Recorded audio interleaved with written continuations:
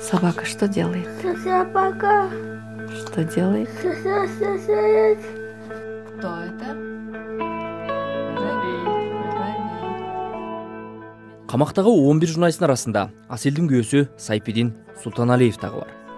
Алар ушул күндөрү баласын Орусияга дарылатуу үчүн алып барууга даярданып, акча издеп жатышкан. Үй бүлө майыптыгы бар баласынан сырткары жаш четелек 2 баласы менен Чүйдөгү Таштоо айылында турушат. Таңкы саат 6-да биз уктап жатканда келип эшикти аябай дарбазаны катуу такылдатып, анан кылмышкерди кармагандай кармап кетишти. Буга чейин мындайды 3 уктаса түшүбүзгө кирген эмес. Бул күткөн эмеспиз. Анткени эч ким суракка чакырып, ушундай болуп атат деп эскертүү берген эмес.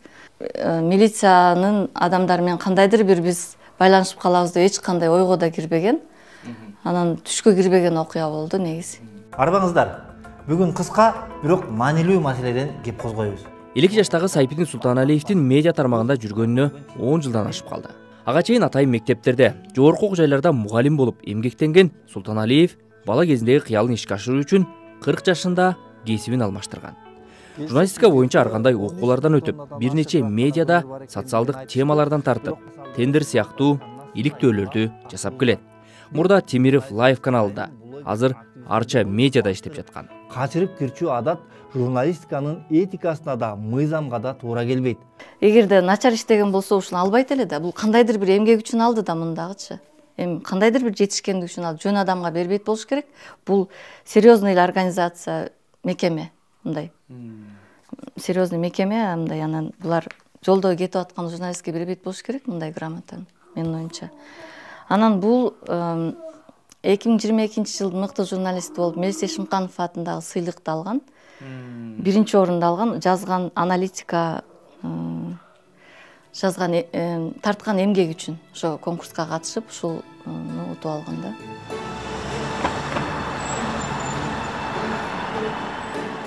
Тамакты күнүгө алып келип атабыз.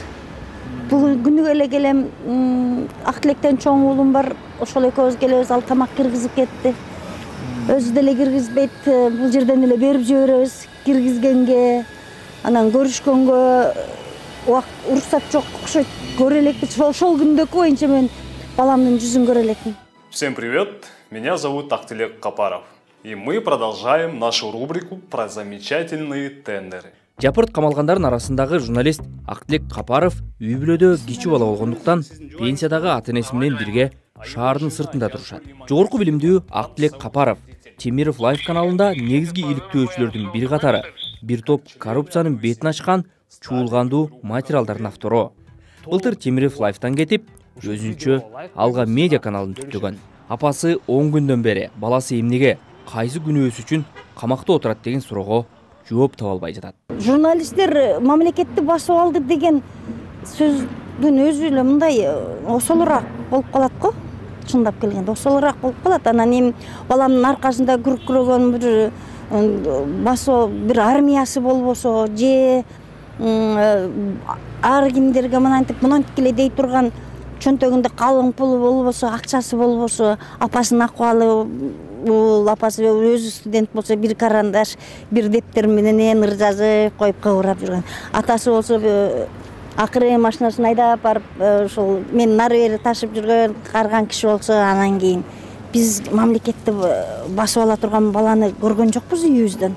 Биз мамлекетин сүйгөн, кесибин сүйгөн, элин сүйгөн жигитти өстүрдүк.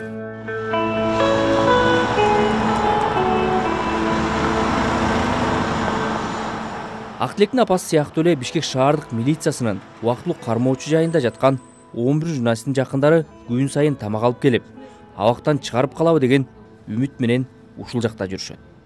Бул ушакта ар бир адам отургандардын балдары, кыздары бар деп ойлойм да. Алар мен ордума өзлөрүн коюп көрсүнчү деген оюм бар да, допустим. Кандай болот эле өзлөрүнүн ордун коюп көрүп, туура эмес деп ойлойм да булусу.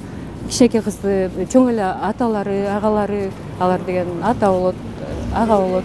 Эми билбейм, туура эмес деп эле ойлойм.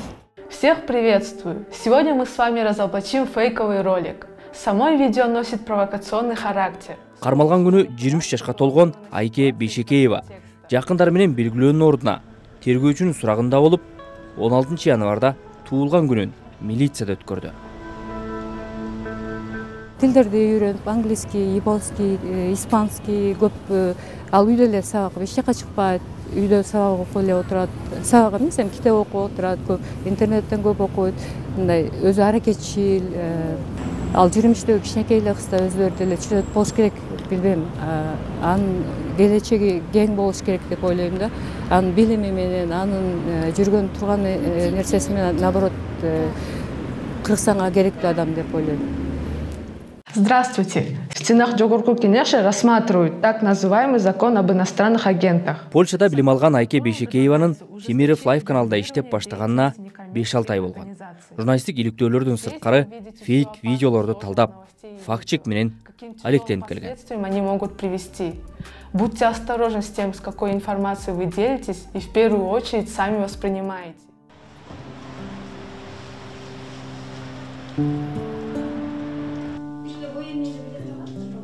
Кармалып кеткен 11 журналист балдардын арасында менин балам Аспеков Тыныстандын жашап аткан квартирасы. Анын Тыныстан бул жерде өзү жалгыз жашабайт. Мына атасы, эки карындашы тең студент. Мына эл катарындагы эле квартира. Синмайт этип жашайбыз бул жерде. Мына бул бир комнатный квартира. Тыныстандын атасынын буту ооруп, ишке жарабайт. Апасы экөө иштеп, үй бүлөнү багышат. Апасы Анаркүл Мамбеткулова камалган журналисттер ол чойгон каражат алып, байлык топтошкон деген сыяктуу ар кандай кароолоолорду угуп, күйбөгөн жери күл болуп отурат. Эгер Тыныстан ошондой эле батыштын акчасына кутуруп, семирип эмет аткан болсо, биз ушундай квартирада жашайт белек да. Булар тиги чала сабатсыз блогерлер деп ушундай сөздөрдү айтып атышат дейт да. Анан мен ал нерсеге кошулбайм, такыр кошулбайм. Анткени мен өзүм баламды татыктуу тарбия берип өстүргөнбүз. Мектепти бүткөндөн кийин болбой эле өз калоосу менен армияга кетти. Армиядан жакшы службасын өтөгөн, ардак грамоталары бар, наамдары бар баламдын. Анан армиядан келгенден кийин анда да өз калоосу менен эмеге окууга өз күчү менен өтүп кетти. Бишкек гуманитардык университетке политология факультетин ийгиликтүү аяктады. Бийликке жакын айрым блогерлер камактагы журналисттерди башка күчтөр колдонуп келген деген таризде маалыматтарды жарыялашты. Бирок камактагылардын жакындары алар өз кесибин сүйгөнү жана адилеттик үчүн иштеп келишкен деп эсептейт.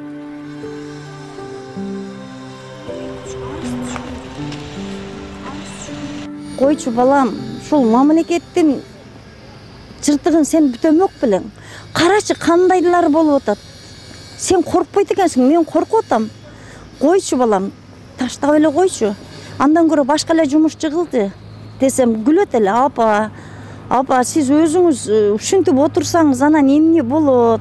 Мамлекеттин кандай жардам көргөзөбүз? Биз мына ушинтип жардам көрөбүз. Сиз мага кайрат күч берип турсаңыз, апа. Мен айтпасам, ал айтпаса, тегил айтпаса, ким айтмак? Күнөө кылып аткан жокпуз да, биз тоногон жокмун да, мамлекетке уурулук кылган жокмун, колумду салган жокмун. Мен өзүмдүн мамлекеттен алган билимимди актайын деп атам, деп эле ушинтип койт эле да. Качан суу агып баштады? Бул күндөрдү таңгамал агып баштады. Качан известность койдуган кундузду? Залга өткөзө берсе болот. Мына үстүнөн да тамчылап атыптыр, чакаларды коюптур, бирок залга кирип 26 январда Бишкекте камактагы журналисттердин ата-энеси, үй бүлөсү бийлик башчыларына кайрылып, аларды кароолоону токтотууну жана абактан бошотууну суранышты. Алар бийликке көчөдө кайрылууга аргасыз болушту. Паркетел мейманканасынын өкүлдөрү биринчи кабаттагы залда суу агып, башка бөлмөлөр жок деген жүйөнү айтып, журналисттердин жакындарына маалымат жыйын өткөрүүгө уруксат берген жок. Биз мисалы шайладык, ошо укугубузду коргоп берсин деп, мисалы аталык кылып шайладык. Анан азыр мен ойлоп атам, укугубуз корголбой атат го деген күмөнүм чоң эле да менинчи. Мен айткам, эже бул сизге пайда алып келеби же пайда алып келбейби десем, кеп анда эмес, элге пайда алып келсе болду деп айтчу да.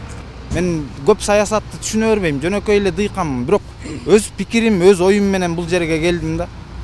Чындыкты издеп келдим да. Чындык керек да. Чындыкты талап кылып келдим, акыйкаттыкты, калыстыкты. Жапырт кармалган журналисттердин кайрылуусуна бийлик жооп бере элек. Бирок президент Садыр Жапаров 19 январда улуттук кабар маалымат агенттигине медиа тармагындагы акыркы окуяларга комментарий берген. Ал эми камакка алынган 11 адамды алар кесипкөй журналист эмес, социал тармактарда ар кандай маалыматтарды чыгарып, өлкөнүн коопсуздугуна коркунуч жаратып жатат деп атаган. Биз сапаттуу журналисттик иликтөөнү колдойбуз. Бирок блогерлер көпчүлүк учурда фактыларды бурмалоо, бөйрөктөн шыйрак чыгаруу же манипуляциялоо менен алектенип, коомду адаштырып жатышат. Алардын материалдары божомолдор эмес, фактылар менен ырасталышы зарыл. Алар ушак эмес, маалыматтарды камтууга тийиш. Биз коомдогу көп пикирдүүлүктү колдойбуз, бирок мамлекеттин кыйрашына, атап айтканда жоопкерчиликсиз эркиндикке каршыбыз. Биздин эркиндигибиз күзөттө туруп, Кыргызстандын кызыкчылыгын коргошу абзел.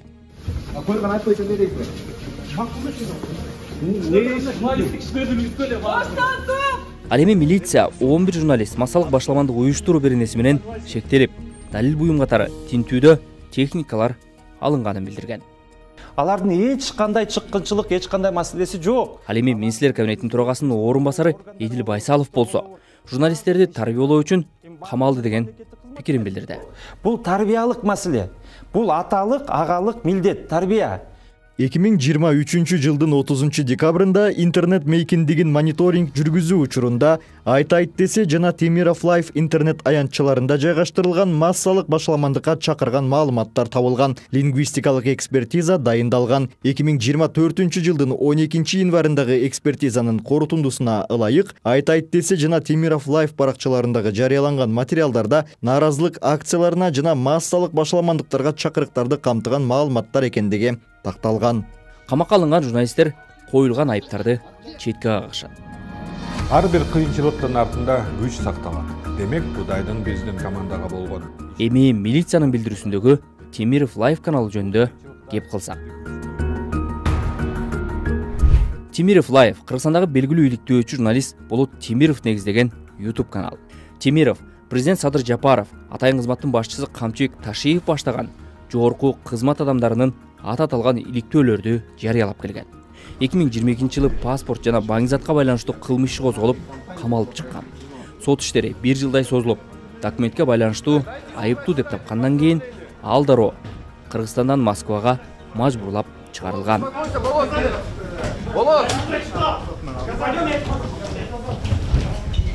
Күч менен алып чыгып кетти милиция кызматкерлери. Эми мындай. Бизге Улан Ниязбеков боюнча документтер. Темиров өлкөдөн чыгарылгандан кийин анын ишин аялы Махабат Тажбек кызы улантып жаткан.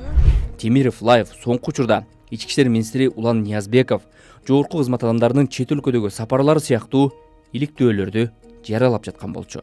Кызыгы алар бийликтин дарегине айтылган сынды каралоо катары кабыл алышып, бул массалык башаламандыкка алып келиши мүмкүн деп болжол алышыптыр. Тагыраак айтканда, видеодо кылмыштын курамы жок жана болгон эмес.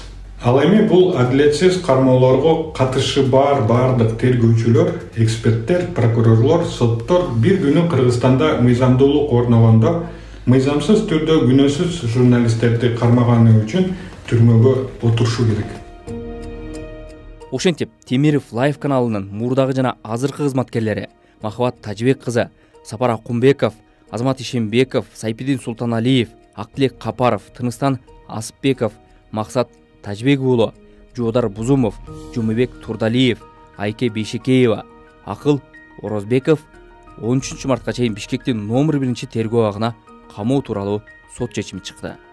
Журналисттер 10 күндөн ашык убактылуу кармоочу жайда кармалып, 29 январда тергөө абагына которулду. Укук коргоочулар муну мыйзам бузуу экенин айтып чыгышты. Камалгандардын жакындары бир ооздон журналисттердин күнөөсү жок экенин айтып, алардын ишмердүүлүгү үчүн темир тор артында отурбашы керектешет.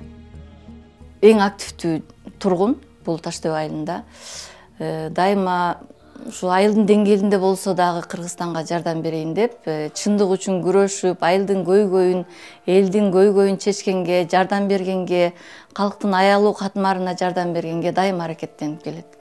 Пандемия убагында үйдө отура албай, жөн отура албай, үйдө эле жөн эле кысылып отура албай, ошол кантип мен элге жардам берем, канткенде менин колуман эмне келет деп өзүнө өзү суроо коюп, Анан бир айылдын баш жагында бир дүкөндү арендага алып, анан элден элге деген бекер дүкөн ачкан. Элди уюштуруп, пандемия ошол коронавирус бүткөнчө элге аябай көп жардам берди. Телефонуңду алып отурсуңуздар. Ачык сөз айткан эмелерди эле ушинтип кармай берсе, жөнөкөй бизге окшогон карапайым элдин балдары, ал балдардын укугун ким коргойт? Жөн эле соттолуп кете береби?